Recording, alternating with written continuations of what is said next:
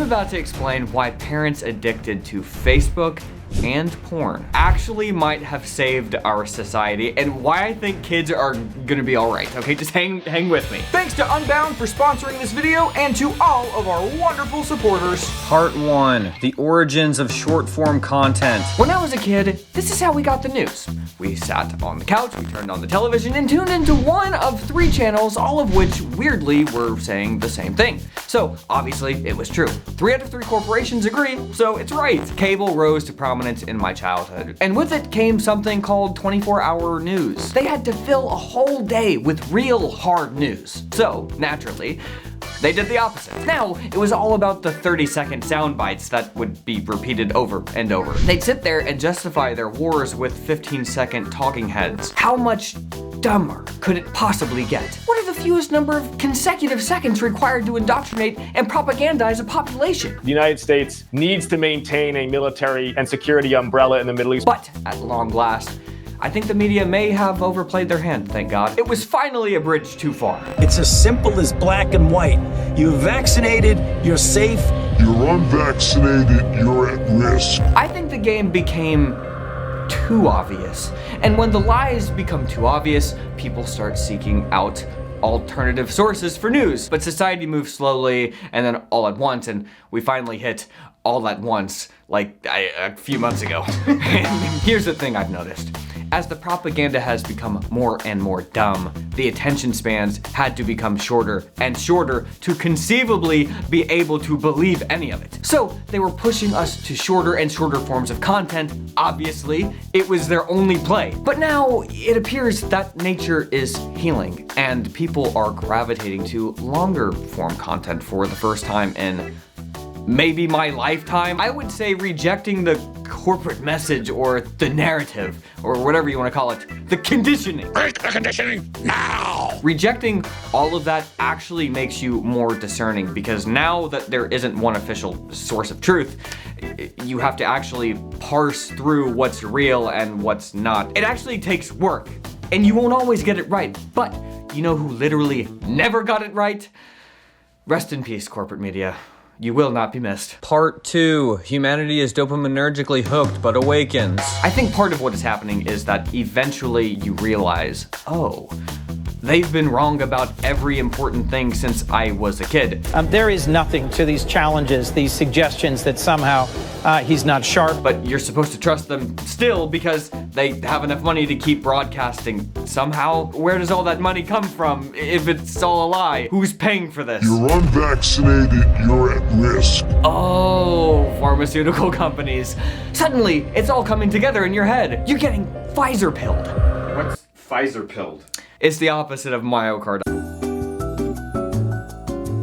Something happens that makes you realize that what you're being told does not correlate at all with reality. For example, I raise chickens and sometimes sell the eggs to friends and family. It costs more to do that now than it used to because of all of the steps required to do it cost more than they used to. So a bag of feed costs a lot more. I'm not price gouging if I choose to charge more for eggs now, Josh, I'm sorry, okay? That's something that now that I'm an adult, I understand. You can tell me inflation isn't that bad, but I know what food costs when I go to the store, and it's more than it used to be. Thank you. And it could be that this thing that becomes more obvious when you grow up is now becoming obvious to kids now as well. See, for the first time in my lifetime, the kids might become an actual counterculture. They're not just gothic kids playing Guitar Hero at Walmart anymore. I mean, the kids even have a word for it now.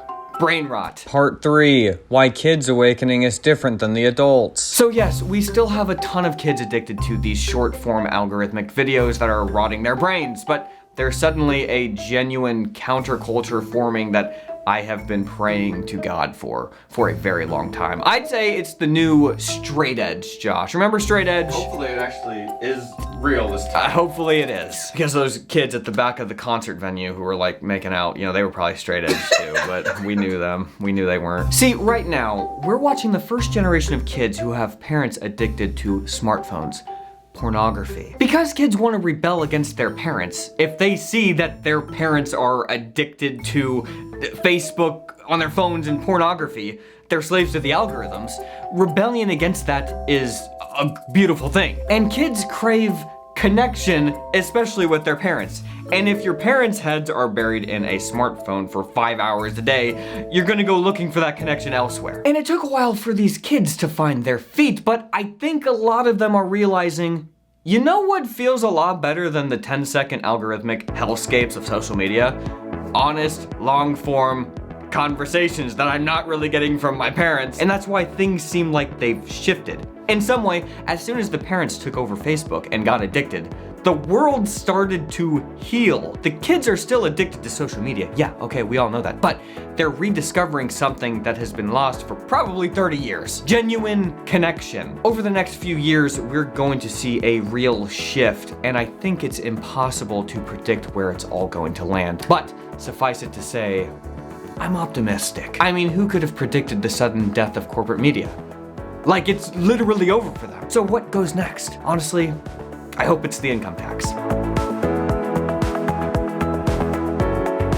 I really do think that kids are gonna be all right. And one way I know that is because the guys and gals at Unbound, they wanna help you find a career you're passionate about, and they have a book you need to read right now. It's called The Team Triangle, and it's going to help you find work you love. You'll get guidance in figuring out a career, not just getting another job. Whether you're just figuring things out for the first time, or maybe you just want to do more meaningful work, and you wanna get started now, in either situation, The Team Triangle is required reading. Our friends at Unbound are making this book absolutely free, exclusively for you, the Blimey viewer. If you want to have a career that you wake up every single morning excited to partake in, you need to read this book. Unbound specializes in training young adults with the skills and abilities they need to live and work effectively in the real world. We've watched them work for many, many years and see the fruits of their labor. They are amazing people, and they can help you. The world needs the gifts you've been given, and this book is going to help you learn to strengthen those gifts so that you can go out and do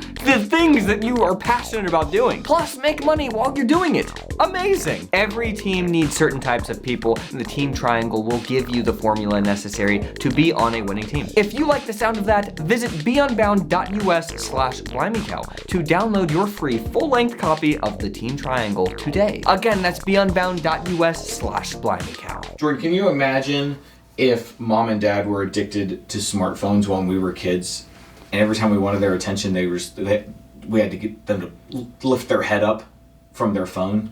No. That would have destroyed me. Yet that's what we're doing to our children to this day. Why am I keeping up with what Elon Musk is talking about with the H1N1 virus or immigration or whatever it is? Why do I care? How is it affecting my daily life? It's not. Why did I spend all Christmas reading that, Josh? I didn't really, but... Like, Dad! I'm 5 months old. Owen's like, please, Dad, stop reading tweets. No, Merry Christmas, son. I'll get you one for your first birthday. Anyways, back to it. Anyways, back to Elon's tweets.